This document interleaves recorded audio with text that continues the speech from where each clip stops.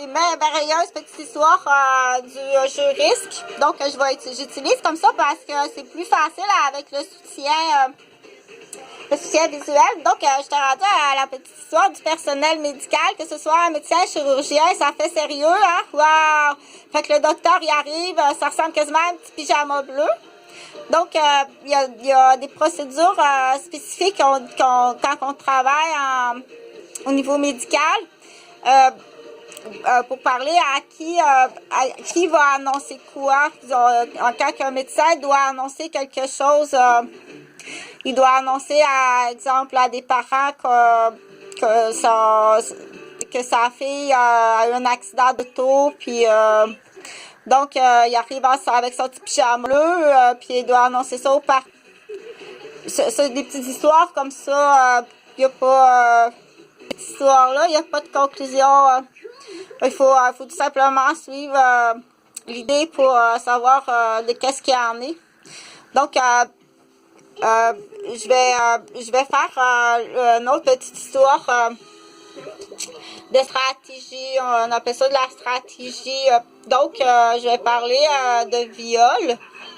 Je me présente, je m'appelle Chantal Roberge Dupuis. Je suis étudiante à la faculté de médecine en santé sexuelle à l'Université Laval, mais je suis une année sabbatique. Donc, on dit de toute façon, dès le départ, j'ai été électrocutée dans la porte. Donc, c'est un miracle là, que je sois vivante.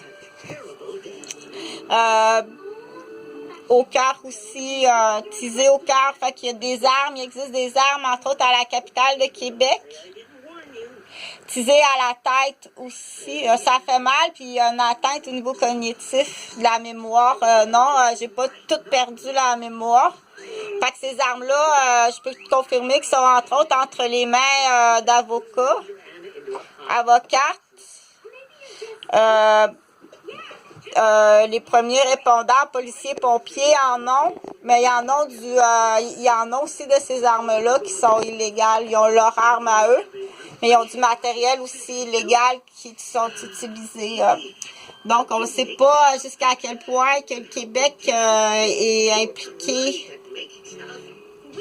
est impliqué dans leur procédure sur leurs propres femmes. Tu n'as pas besoin d'aller vérifier au niveau professionnel. Va juste dans sa chambre à coucher, sa première, sa deuxième, sa troisième, sa quatrième. Tu n'as pas besoin d'aller voir au niveau professionnel. Va voir au niveau personnel.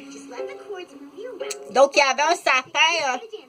Il y avait un arbre là, de ce côté-là. Je suis pas sûre si c'est Chantal Saint-Hyacinthe. Bon matin.